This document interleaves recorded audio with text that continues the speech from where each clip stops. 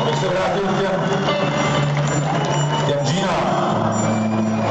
Vlastně ty džíny jsem si vzal ještě z jednoho důvodu. Ten důvod je, oni jsou takový dost rozstraní. Já bych nechtěl na vás působit jako žebrák, protože jsem si vědom toho, že jste zaplatili vstupný, který nebyl vůbec nízký. Tím pádem, já vám za to děkuji.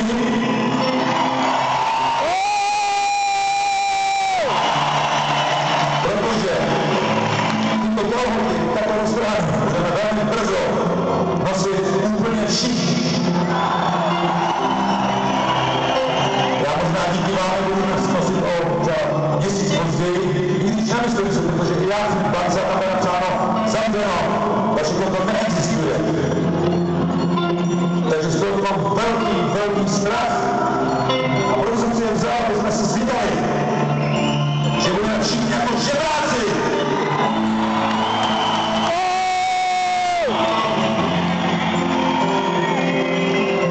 Napsal jsem takový text, písně, kterou jsem vám tady chtěl zahrát. Ovšem, stejně jako v případě toho prvního textu jsem mi to nevlezl do té hudby. Takže já vám to přečtu. No vy si hrajte se, jako než to dotichá. Ta píseň se jmenovala Král. Kde jsi?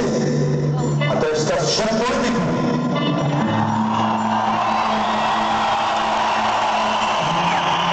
Kde jsi? Ty, hořkutí na ústa, pravdivě mluví, anebo mlčí. Ty, který s námi hodláš zůstat, i když nás obklíčí, smečně lží. Kde jsi ty, hož na ní tvoří?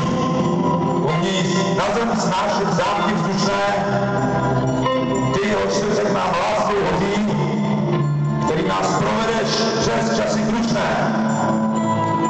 Kde jsi ty, srdce spravedlivé?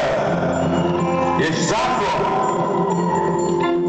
jež právo nestaví nad rozum prostý, ty, který moudře srovnáš krivé a pozveš do domu dobré hosty. Ty jsi můj král a já popletám. Kde jsi, ty duchu velkolepý, který nás pozneseš k velkým činům. Ty, kdo jednou slepý střety a kdo se nepřidá k temným stínům. Kde jsi ty, hož slzy z našich utrpení kanou, který chráníš nás srdce i mečem, který nás provede slavobránou, který nás obrníš proti zlým řečem. To ty jsi můj král a já popletám.